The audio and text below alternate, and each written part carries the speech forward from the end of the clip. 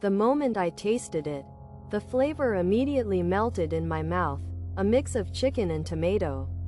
Both salty and sweet, but surprisingly not weird at all. In fact, it was quite delicious. It really was tasty.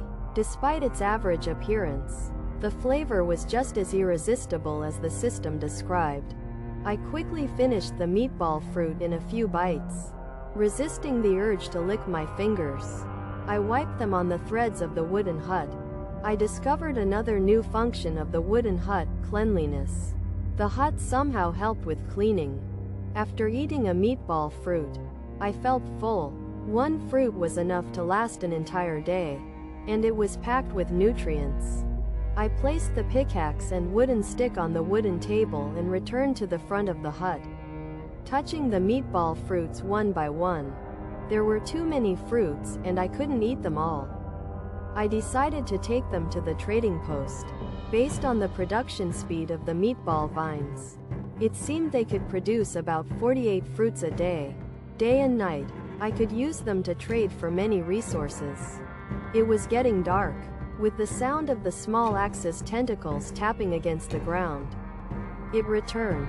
As the last wave of wood fell to the ground, I reached out to touch it. The backpack now contained 326 wood, 208 stone, 90 crystals, 13 delicious meatball fruits, and a permanent shelter pointer. I opened the shelter panel.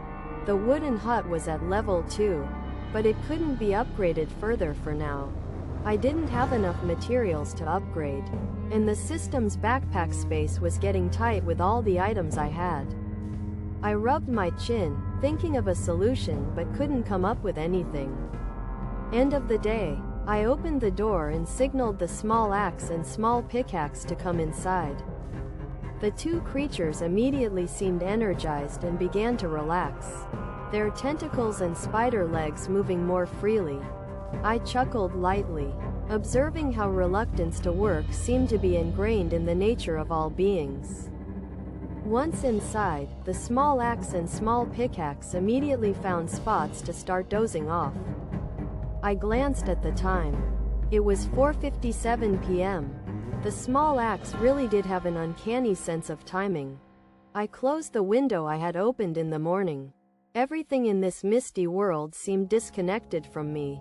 I sat down on the hard wooden bed, feeling discomfort. I muttered to myself, I need to buy some clothes or something to cushion the bed. I opened the trading post. The prices